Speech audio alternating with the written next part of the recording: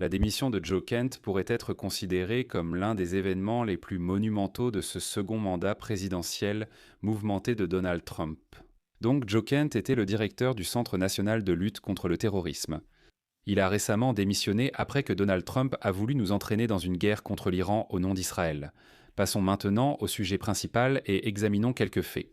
Voici un article du Washington Post sur la démission de Joe Kent, qui en avait assez après la mort de 13 soldats américains au début de la guerre contre l'Iran. Il a déclaré qu'il était temps de défendre ses principes et de quitter la direction du Centre national de lutte contre le terrorisme, sachant que des alliés de Trump risquaient de son côté de se retourner contre lui. Kent, un soldat des opérations spéciales à la retraite dont la carrière militaire comprenait 11 déploiements en zone de combat, avait décidé quelques jours plus tôt que si les hostilités avec l'Iran se transformaient en une véritable guerre, comme c'est le cas actuellement, il n'y avait aucune chance qu'il reste. Agir ainsi, a-t-il estimé, aurait contredit une promesse qu'il s'était faite des années plus tôt alors qu'il servait pendant la guerre en Irak. Donc, c'est un vétéran. Un conflit coûteux et dévastateur qu'il en est venu à considérer comme ayant été construit sur des mensonges et imposé au peuple américain par l'administration du président George W. Bush. Donc il n'est pas la première personne à avoir fait la comparaison entre cette nouvelle guerre en Iran et la guerre en Irak sous le mandat de George W. Bush, n'est-ce pas? Cette guerre reposait sur les mensonges des néoconservateurs mondialistes, dont celui des armes de destruction massive. Il faut présenter une menace et donner au peuple américain une raison pour laquelle nous nous engageons dans un conflit à l'étranger qui semble et qui est en réalité inutile et ridicule. Pourquoi allons-nous mettre la vie des soldats américains en danger? Pourquoi allons-nous utiliser l'argent des contribuables américains pour tuer des gens à l'étranger? Il faut inventer un épouvantail, comme les armes de destruction massive prétendument détenues par l'Irak. Ils se sont en quelque sorte appuyés sur le 11 septembre pour faire croire ce mensonge au public américain, et en effet nous entraîner dans une guerre contre l'Irak, n'est-ce pas? Donc cette fois, le mensonge c'est que l'Iran construisait une bombe nucléaire. Nous savons qu'ils ne construisent pas de bombe nucléaire. Ils n'en construisaient pas. Ils n'avaient aucune intention d'en construire une. Mais c'est ça le mensonge. On ne peut pas les laisser avoir une bombe nucléaire. Ils voulaient être une bombe nucléaire, on leur a dit pas de bombe nucléaire. C'est ce que Trump a toujours dit, non? C'est le grand mensonge, la nouvelle arme de destruction massive. Pourquoi s'en mêler? Marco Rubio a simplement exprimé ce que beaucoup pensent. Nous savions qu'Israël allait frapper l'Iran et nous pensions que l'Iran riposterait et attaquerait nos bases militaires. Alors autant frapper l'Iran avec Israël. Maintenant, bien sûr. Israël a depuis pris le contrôle de certaines parties du sud du Liban. Ils ont également frappé divers autres pays à travers le Moyen-Orient. Tout cela s'inscrit dans le projet sioniste mondial d'Israël, porté depuis des décennies par le régime d'extrême droite de Benjamin Netanyahou et son parti, le Likoud. Voilà pourquoi nous en sommes là. Comme vous le savez, Donald Trump est victime de chantage, financé par des personnes comme Mary Mandelson. Joe Kent, lui, a toujours été proche de Tucker Carlson.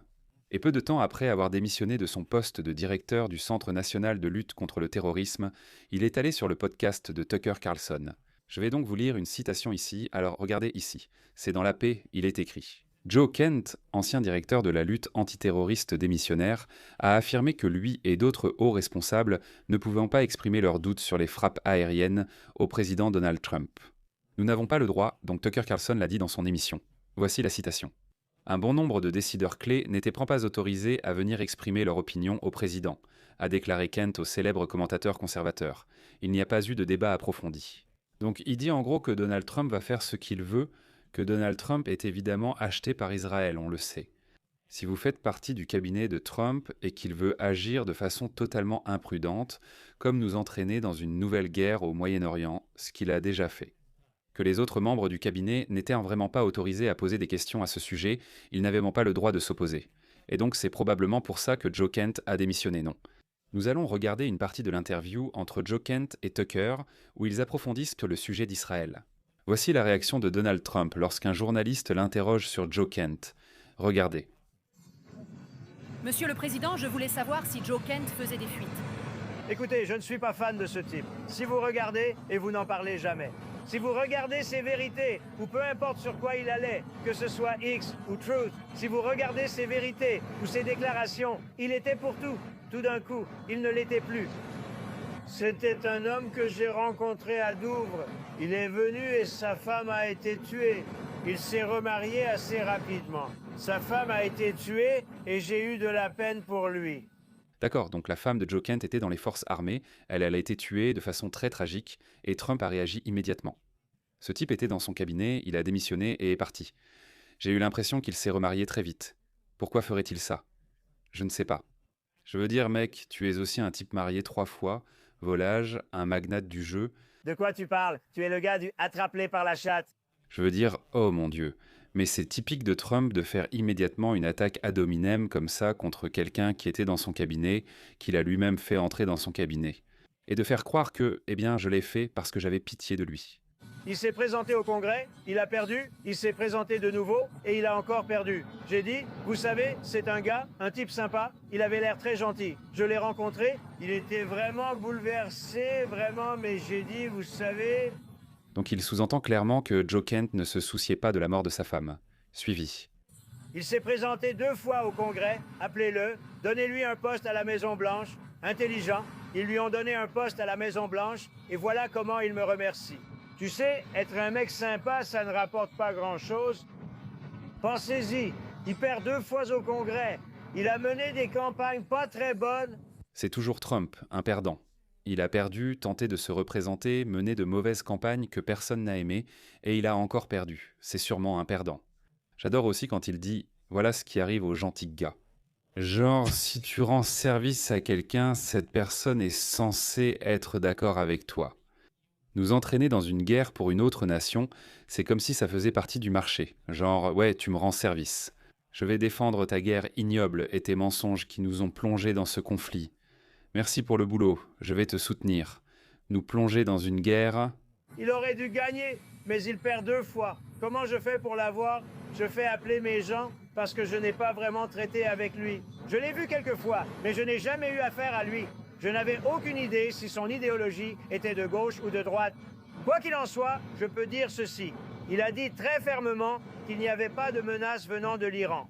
L'Iran est une menace depuis 47 ans et il n'y a pas un pays au monde qui ne soit pas d'accord avec moi là-dessus. Donc je prends ce gars, Joe Kent, qui a perdu 2 fois. Ce n'est pas du tout vrai, ce n'est pas vrai. Il y a beaucoup de gens à travers le monde qui ne sont pas d'accord avec l'affirmation selon laquelle l'Iran représente une sorte de menace existentielle pour les États-Unis. 2 fois pour le Congrès, assez lourdement et durement, et c'était dévastateur. Et je sais qu'il a perdu sa femme. Alors, au lieu de le laisser vivre sa vie, j'ai brillamment demandé à mes collaborateurs de l'appeler et de m'offrir, brillamment, Je lui envoie brillamment un message texte, presque un message de génie. un poste dans la sécurité, essentiellement à la Maison-Blanche. Et qu'est-ce qu'il fait? Il sort et il dit que l'Iran n'est pas une menace pour se faire de la publicité. Maintenant, il a probablement signé avec CNN ou peut-être avec votre division de Newsmax, je ne sais pas.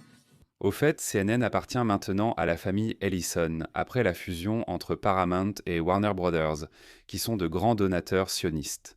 Donc l'idée qu'il soit sur CNN à promouvoir un sentiment anti-guerre contre l'Iran, ça ne tient pas vraiment la route.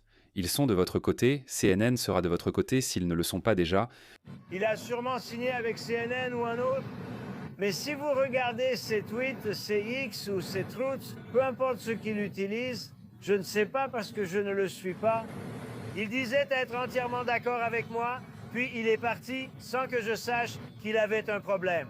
Maintenant, j'apprends qu'il est soupçonné de fuite. C'est possible, mais regardez simplement dans cette affaire, juste pour clore le sujet. Il a perdu 2 fois lourdement, il a aussi perdu sa femme. Il s'est remarié depuis qu'il a perdu sa femme. J'ai eu de la peine pour lui. Alors j'ai dit à mes équipes de le contacter, de lui donner un poste à la Maison-Blanche. Voilà comment il me remercie. En conclusion, il a perdu 2 élections de façon très nette. C'est un énorme perdant. Sa femme est morte. Il a trouvé une nouvelle nana très vite, il en a déjà une autre. Qu'est-ce que ça dit de lui? Voilà ce que je voulais dire. D'accord, merci d'avoir bien vérifié tous les faits, mon pote. J'apprécie. Ce n'est pas inhabituel que Trump réagisse comme ça, quand il a l'impression que quelqu'un l'a trahi, tu vois. Quelqu'un l'a trahi, c'est du Trump tout craché. Cependant, il s'en prend vraiment fort à un gars qui était encore récemment dans son cabinet et qui n'a pas vraiment dit beaucoup de choses diffamatoires sur Don. Il n'a pas été très dur avec lui jusqu'à présent. Il a dit que les gens n'étaient pas vraiment autorisés à s'opposer à ça et blablabla. Mais il ne lance pas, tu sais, d'insultes en direction de Trump. Alors pourquoi Trump s'en prend-il aussi violemment à Joe Kent après la démission de Joe Kent? Eh bien, je pense que c'est parce que Joe Kent pourrait tout révéler et commencer à vraiment aider.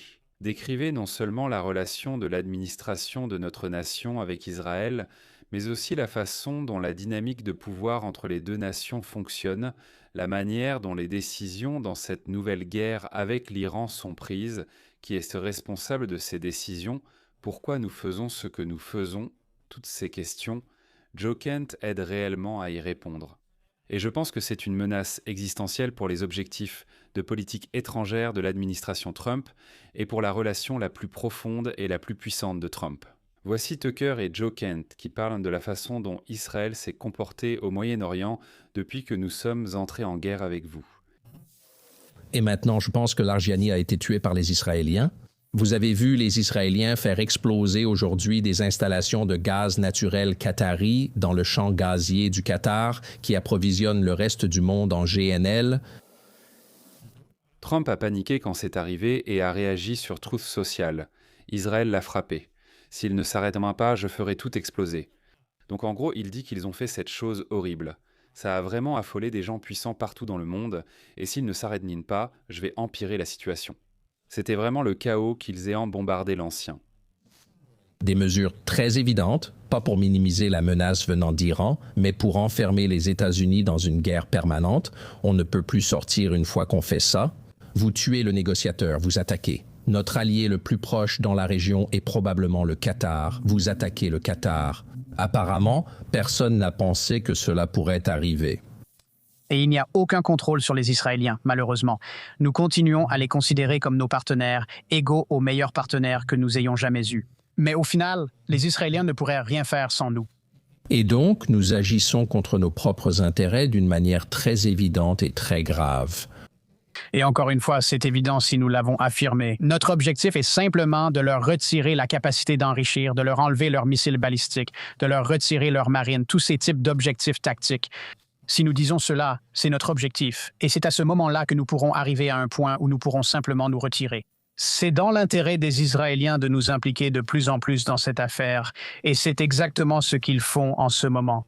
Tu sais, quand les Israéliens ont tué l'Ernon Johnny, je crois que tu t'es trompé en disant que ce n'était pas nous qui l'avions tué, mais les Israéliens. Ce sont les Israéliens qui l'ont frappé. Mais je crois qu'en Iran, à ce stade de la guerre, ils considèrent que cela nous plaise ou non, qu'ils nous voient, nous et les Israéliens, un peu comme la même chose. Mais c'est comme ça qu'on l'a décrit. Il confirme l'hypothèse de Tucker. Israël veut nous entraîner davantage dans cette guerre pour nous empêcher d'en sortir. Nous devons continuer à suivre leurs actions au Moyen-Orient, envers l'Iran, le Qatar, le Liban, la Syrie, la Jordanie et l'Égypte à l'avenir, n'est-ce pas? Ils essaient en gros de nous acculer pour que nous soyons obligés de rester à leur côté, et de faire cela, de commettre ces actes militaires. Car les Israéliens ne pourraient rien faire sans nous. C'est là que la relation est totalement déséquilibrée. S'ils ont d'autres objectifs, pourquoi les laisser diriger la guerre? Nous faisons cela parce que le président est acheté et fait chanter par ce pays, c'est pour ça que nous faisons cela. Ce qui, malheureusement, est probablement quelque chose que les Tucker Carlson et Joe Kent ne feront pas. Ils ne vont sûrement pas dire cela clairement, ils tourneront autour du pot tout en avançant de bons arguments. Ce n'est pas qu'ils mentent, etc. Mais cette partie-là, je ne sais pas s'ils la diront en des termes aussi directs, mais c'est pour ça. Donc il y va. Pourquoi est-ce une relation? Ils ne peuvent rien faire sans nous, car c'est notre financement qui rend leur armée et leurs actions militaires possibles. Sans nos dépenses de défense, sans notre financement de leur armée, c'est nous qui finançons leur armée. Tout ce qu'ils font militairement est le résultat des fonds que nous leur donnons. Alors pourquoi est-ce eux qui prennent les décisions? Pourquoi est-ce eux qui nous impliquent davantage? Pourquoi nous mettent-ils dans des situations impossibles? Parce que ce sont eux qui dominent cette relation, contrairement à ce que l'on pense. Maintenant, je pense que de plus en plus de gens commencent à s'en rendre compte, mais cela n'a jamais été aussi clair. Ce sont eux qui portent la culotte, ce sont eux qui prennent les décisions, ils sont le père, et vous savez, nous sommes la femme au foyer. Et faute de meilleure analogie, c'est comme ça que ça se passe. Parce qu'ils ont financé la campagne de notre président, ils l'ont fait chanter avec Dieu sait quoi. Aux côtés de certains de nos autres, comme beaucoup de nos autres politiciens extrêmement puissants, des dirigeants dans les secteurs des affaires et de la technologie. De nombreux hommes puissants de ce pays ont été victimes de chantage par ce pays et Israël. Et en plus de ça, vous savez, vous avez vu le suivi de la PAC et vous avez lu les détails. Ou du moins autant de détails que possible sur le don de Myriam Adelson à la campagne de Donald Trump, n'est-ce pas? Ils ont beaucoup de pouvoir sur notre individu et notre organisation les plus puissants. C'est comme ça, ils tiennent les rênes, et c'est évident avec ce qui se passe dans cette nouvelle guerre avec l'Irak. Et Joe Kent et Tucker, à leur crédit, l'un le dénoncent donc tous les deux maintenant, et je pense à Joe Kent. Même s'approcher autant d'expliquer pourquoi cette relation entre les États-Unis et Israël fonctionne comme elle le fait. Je pense que cela terrifie l'administration Trump. C'est pourquoi il suscite tant de réactions négatives, pas seulement de Trump, mais aussi de personnes comme Bill Maher, qui a toujours été un grand gauchiste, non. Grand athée de gauche, le religieux de gauche, le critique virulent de la guerre en Irak au début des années 2000, n'est-ce pas? Eh bien, voyons ce qu'il a à dire sur Joe Kent dans son émission.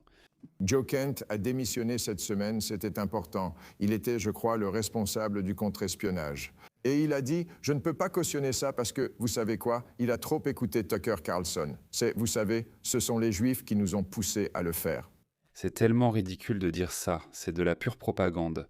Joe Kent n'a jamais dit que les Juifs nous avaient poussés à le faire. Il dit qu'Israël ne fait pas que nous pousser dans cette guerre. Maintenant que nous sommes dans la guerre, c'est eux qui donnent les ordres. Ils prennent des décisions militaires qui nous forcent à nous enliser de plus en plus dans cette guerre. C'est complètement inutile. La seule raison pour laquelle nous sommes dans la guerre, c'est parce que cela faisait partie de leurs objectifs militaires, de leur but pour se construire en tant que nation. Marco Rubio a répété « Nous sommes intervenus uniquement parce que nous savions qu'Israël allait frapper l'Iran. Nous savions que l'Iran riposterait sûrement contre nos bases. Nous avons pensé à les rejoindre, non ?» Alors, présenter ça comme si Joe Kent écoutait trop Tucker Carlson et disait « Ce sont les Juifs qui nous ont poussés à le faire », c'est exagéré. C'est comme il n'y a aucune chance que Bill Maher soit assez stupide pour vraiment croire qu'il ne l'est pas, il diffuse simplement ouvertement de la propagande israélienne. Je veux dire, c'est le genre de choses qui viendrait directement du bureau de presse de Netanyahou. C'est exactement le genre de choses que Netanyahou dirait dans une interview avec les Nelk Boys. Tu sais, c'est le genre de choses que Netanyahou dirait à Steiny. Donc c'est juste incroyable, c'est vraiment incroyable. C'est une nouvelle forme d'antisémitisme qui émerge. D'abord le BDS, puis les accusations de colonisation ou de génocide, qui étaient infondées, et d'autres prétextes. Comme si tu ne pouvais pas avoir un État dans le monde qui soit basé sur la religion, alors qu'il y a environ 46 pays musulmans qui sont fondés sur la religion. Certains ont même le nom directement dans le titre du pays, mais peu importe, tu as tout ça. D'accord ? Je veux dire d'abord, appeler un génocide, ce n'est pas de l'antisémitisme. Dire qu'Israël nous a essentiellement forcés à entrer dans une guerre inutile avec un pays étranger au Moyen-Orient, ce n'est pas non plus de l'antisémitisme. Et dire que tu ne veux pas qu'il y ait d'États ethniques, quelques personnes pourraient n'en faire la même erreur, tu vois. Il pourrait y avoir un État ethnique islamique, il pourrait y avoir un État sioniste, tu vois. Si tu t'opposes à l'un, tu t'opposeras sûrement à l'autre si tu es cohérent dans tes principes. C'est de la pure propagande, c'est incroyable. Maintenant, la grande réponse, c'est non, Israël nous a forcés à le faire. On est les larbins d'Israël. C'est bien ça? Je ne pense pas qu'on soit les larbins d'Israël, mais plutôt son allié. Mais si je dois choisir un camp... Ce terme « allié », ça ressemble de plus en plus à l'Arban chaque jour. D'ailleurs, je ne sais pas, on n'est pas le larbin. On est leur allié, on est leur allié. Et, tu sais ce que tu fais pour ton allié, tu te plies en quatre et tu encaisses. Du côté de ce mouvement MAGA, soit Donald Trump, soit Tucker Carlson, Candace Owens et Nick Fuentes. Je serai avec Donald Trump sur ce coup-là parce que c'est l'autre côté du mouvement MAGA. Je veux dire, qui sont ces gens? Qui sont ces boomers dans le public? Je veux dire, qui va à l'enregistrement en direct de Real Time? Je veux dire, ça doit juste être des attardés de Long Island ou quelque chose comme ça, sans vouloir manquer de respect, mais bon sang... C'est ridicule. Il doit sûrement enregistrer à Los Angeles. Donc c'était le comté d'Orange. Mais mec, je veux dire, c'était incroyable. Et le présenter de cette façon, c'est encore un autre morceau de propagande. Si je dois choisir entre Trump et les tarés, je vais choisir Trump. D'accord, il y a des tas d'Américains qui s'opposent à cette guerre et qui pensent qu'on ne l'a fait que parce que notre administration actuelle est contrôlée par un régime étranger. N'est-ce pas? Ce ne sont pas que des complotistes ou des figures controversées comme Nick Fuentes, mais aussi de nombreux Américains raisonnables de la classe ouvrière. Présentez donc les choses ainsi. Ou c'est comme si c'était soit Trump, soit les cinglés. Je vais choisir Trump, mais non, on sait pourquoi. C'est votre position parce que vous êtes apparemment intéressé à diffuser purement et simplement la propagande du régime israélien. C'est là que ça devient vraiment fou. Parce que Joe Kent a été comme... C'est un moment sérieux. Cette division entre Joe Kent et l'administration Trump, la division entre des gens comme Tucker Carlson et l'administration Trump, n'est-ce pas? Joe Kent est populaire. Ce sera intéressant de voir, par exemple, est-ce que Vance va se séparer? Vance et Tucker ont toujours été proches, n'est-ce pas? Donc c'est vraiment un moment important, et Joe Kent dit des choses assez folles, non? Donc lui, lors d'une interview, Je crois que c'était celle avec Tucker. Il a suggéré que un gouvernement étranger, je me demande lequel, aurait pu être impliqué dans l'assassinat de Charlie Kirk. Nous n'avons pas assez enquêté là-dessus. Et donc voici Sagar et Jetty de Breaking Points, qui interrogent Joe Kent à propos de ce sujet précis, à propos de ses commentaires sur Charlie Kirk et la possible implication d'Israël. vous avez fait des commentaires très inquiétants à propos de la tentative d'assassinat de Butler et de l'assassinat de Charlie Kirk. Et je veux être très clair, pensez-vous qu'il y a eu une implication étrangère dans l'assassinat de Charlie Kirk? La seule chose que je dirais avec certitude, c'est que nous n'avons pas eu l'occasion d'enquêter pleinement sur la possibilité de liens étrangers. Je ne parle pas forcément de gouvernement étranger, mais de liens étrangers. C'était le rôle du NCTC. Même un simple observateur de l'affaire Charlie Kirk dira qu'on a trouvé le gars dont les empreintes sont sur l'arme, donc cela semble évident.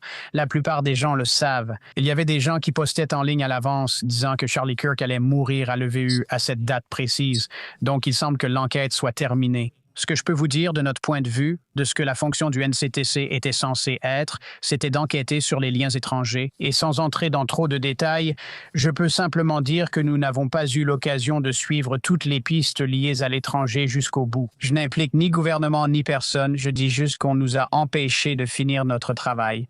D'accord, pour relier cela à la question de l'Iran. Il fait attention à ses mots ici, mais il laisse quand même la porte ouverte.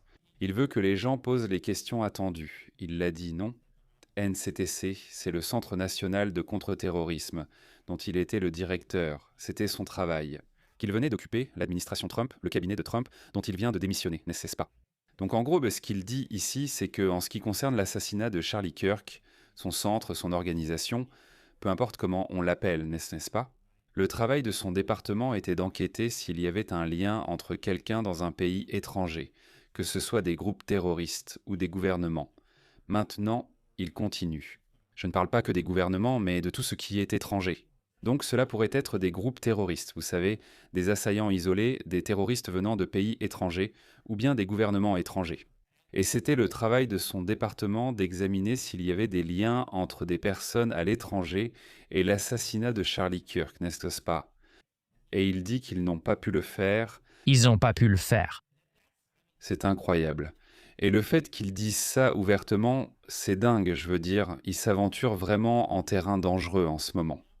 Mais je veux dire, c'est énorme. C'est vraiment énorme. Et ce n'est pas surprenant que non seulement Donald Trump, mais aussi des gens comme Bill Maher réagissent aussi fortement.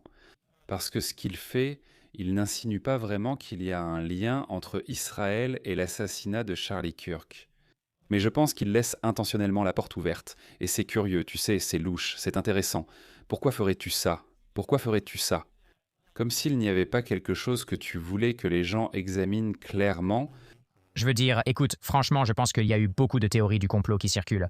Cependant, comme tu l'as dit lors de ton interview avec Tucker, Charlie était une voix très forte en coulisses contre la guerre avec l'Iran. Et ce que j'essaie de comprendre, c'est pourquoi exactement cet assassinat a eu lieu. Cet assassinat ressemble presque à une fiction écrite par des fans de façon vraiment dégoûtante et grotesque selon moi. Cependant, quand quelqu'un d'aussi crédible que toi, qui est chargé d'explorer d'éventuels liens étrangers, dit cela, je dois le prendre très, très au sérieux. Donc, est-ce que tu restes, disons, attaché à ça, je suppose, attaché à une colère ou une frustration de ne pas avoir été autorisé à le faire? Et penses-tu que cela a pu avoir un impact potentiel sur la situation actuelle dans laquelle nous nous trouvons? Charlie était l'un des défenseurs les plus virulents contre l'entrée en guerre avec l'Iran et avait accès au président de l'extérieur. Et à un moment donné, nous devons regarder, tu sais, le tableau d'ensemble. Donc tu m'as donné du crédit pour avoir été très courtois envers le président Trump. Je pense que le président Trump a beaucoup de pouvoir et peut changer la situation.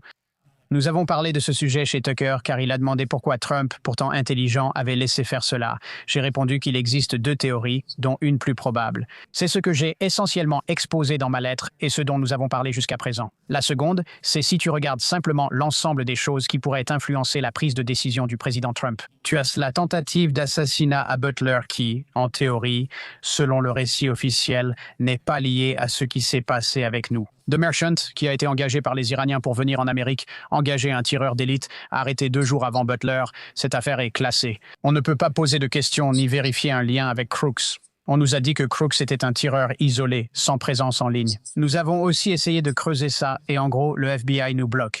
Et je sais que Dan Bongino conteste cela. Tucker Carlson et ses journalistes ont découvert que Thomas Crooks avait une identité en ligne. Je dis simplement qu'il faut approfondir, car il pourrait y avoir des liens étrangers. Les journalistes d'investigation de Tucker en ont trouvé. La vie de Trump a été menacée à plusieurs reprises avant même sa prise de fonction, notamment à Butler. Et il y a beaucoup de questions sans réponse à ce sujet. Et puis, il y a eu plusieurs violations du périmètre de sécurité du président Trump. Et ensuite, il y a ce qui s'est passé avec Charlie. Et Charlie s'est exprimé contre la guerre de 12 jours. Il s'est exprimé contre Midnight Hammer. Il a fini par soutenir le président, mais avant Midnight Hammer, Charlie était dans le bureau ovale. Et Brett Weinstein l'a confirmé avec des messages textes, d'autres personnes aussi. On peut dire que Charlie et moi n'avons pas parlé, comme je l'ai dit chez Tucker, et je ne peux pas prétendre être proche de lui. Je n'avais pas de message de lui, mais il m'a vu dans le couloir et nous avons beaucoup parlé. Il a dit « Empêchez-nous d'entrer en guerre avec l'Iran ». Il voulait convaincre le président. Après minuit, Hammer, beaucoup parmi nous dans le camp modéré ont dit que les Israéliens reviendraient nous demander de refaire cela. Charlie le savait aussi. Puis Charlie est tué en septembre. Encore une fois, même chose, des hésitations. Existe-t-il d'autres pistes? Tout ça est figé. On se retrouve avec un récit lisse qu'on ne peut presque pas remettre en question, ce qui m'échappe. Et donc, si vous prenez tout cela dans son ensemble, et je pense qu'un des points forts du président Trump, c'est qu'il peut assimiler de grandes quantités d'informations et il peut identifier quels sont les points de levier, quelles sont les vulnérabilités et où se situent ses intérêts. Et donc, qu'il y ait ou non une grande conspiration, il est possible qu'il considère tout cela comme un facteur décisif. Encore une fois, ce n'est pas ma théorie principale sur la question, mais certains disent que le président Trump est trop stupide ou trop intelligent pour se laisser piéger. Et je ne pense pas qu'il soit forcément tombé dans le piège. Je pense simplement qu'avec l'écosystème qui a été créé, il a été fortement influencé. L'autre possibilité, c'est qu'il soit sous une certaine forme de contrainte. Et donc, c'est de cela que Tucker et moi discutions à ce moment-là. Oui, c'est pour cela que j'en ai parlé. C'est choquant d'avoir quelqu'un de votre calibre avec la plus haute habilitation de sécurité ayant servi au gouvernement des États-Unis. Donc, pour répondre à sa dernière question, y avait-il une forme de coercition ? Presque certainement de la coercition par le chantage et le financement de campagne. Mais quand même, c'est insensé. Je veux dire, lui, il est essentiellement un lanceur d'alerte, il choisit ses mots avec soin, mais c'est essentiellement un ancien membre du cabinet de Donald Trump, qui est maintenant devenu en quelque sorte un lanceur d'alerte. Et je pense qu'il fait très délibérément en sorte que le public, ou ceux qui regardent, le sachent. Charlie Kirk était un critique virulent et s'opposait fermement à l'idée que nous entrions en guerre avec l'Iran. Et aussi, chose étrange, son Centre national de lutte contre le terrorisme, son département, n'était pas autorisé à enquêter sur la possibilité de liens étrangers. Entre l'assassinat de Charlie Kirk, vous savez, quand il s'agit de Charlie Kirk, en gros, il dit ces deux choses dans la même phrase, et je pense qu'il y a une implication très subtile. Et je pense qu'il ne dirait pas cela s'il ne voulait pas que les gens commencent à se demander si Israël a eu une quelconque implication dans l'affaire Charlie Kirk. En plus de cela, il parle de la tentative d'assassinat de Donald Trump à Butler, en Pennsylvanie. Il parle de Thomas Matthew Crooks et se demande s'il avait ou non une présence en ligne. Et il discute du fait que l'équipe de Tucker Carlson a mené une enquête où ils ont en réalité découvert que Thomas Matthew Crooks avait bien une présence en ligne, malgré le fait que le public américain ne l'avait pas trouvé. Il dit aussi que le FBI a bloqué son département, celui dont il était le directeur avant de démissionner récemment. D'examiner s'il existe des liens étrangers entre, vous savez, dans le cadre de la tentative d'assassinat de Butler, s'il y a des liens étrangers entre, vous savez, Thomas Matthew Crooks et d'autres individus, n'est-ce pas ? Donc il dit que Dan Bongino ment à ce sujet, vous savez, donc il est assez audacieux ici. Je sais qu'il marche un peu sur des œufs et qu'il ménage Donald Trump comme tous ces types le font. Je pense que c'est parce qu'ils savent qu'une grande partie de la base républicaine soutient toujours Trump, qu'ils lui restent fidèles et sont des MAGA pour toujours. Et il veut en quelque sorte couvrir ses arrières au cas où il irait dans ce sens, non? Je pense que c'est dans l'esprit de beaucoup d'entre eux, c'est pour ça qu'ils sont toujours un peu indulgents avec Trump. Ils disent, c'est un gars intelligent, et vous savez, on ne sait pas, est-ce qu'il a peur? Vous savez, qu'est-ce qui se passe? Est-ce que quelqu'un d'autre lui parle à l'oreille? Est-ce qu'il reçoit de mauvaises informations? Non? Donc il est indulgent avec Trump? Mais mec, c'est fou, et encore une fois, tout est lié. Quand tu vois à quel point les critiques et l'opposition contre Joe Kent sont intenses de la part des Donald Trump, des Bill Maher, non? Quand tu vois juste la roge chez Trump et à quel point il essaie d'aller loin, non? Et puis tu entends Joe Kent dire des choses comme ça, comme « ouais, on pourrait regarder ça plus tard », et se dire qu'il était vraiment un lanceur d'alerte légitime. Si cela se concrétise, ce qui est peu probable, il y a peu de chances que ça arrive. Obtenir plus d'informations sur la véritable histoire complète derrière l'assassinat de Charlie Kirk et la tentative d'assassinat de Donald Trump à Butler, en Pennsylvanie, il y a peu de chances qu'on apprenne tous les faits sur ces deux incidents. Non? Mais si jamais on le faisait, ça pourrait être un peu le premier domino à tomber, non? Et franchement, est-ce que ce ne serait pas drôle si Candace Owens avait raison de cette façon? C'est peut-être. Le rebondissement le plus drôle dans toute cette situation, c'est... Et si Candace avait eu complètement raison, vraiment raison? Oh mec, c'est incroyable.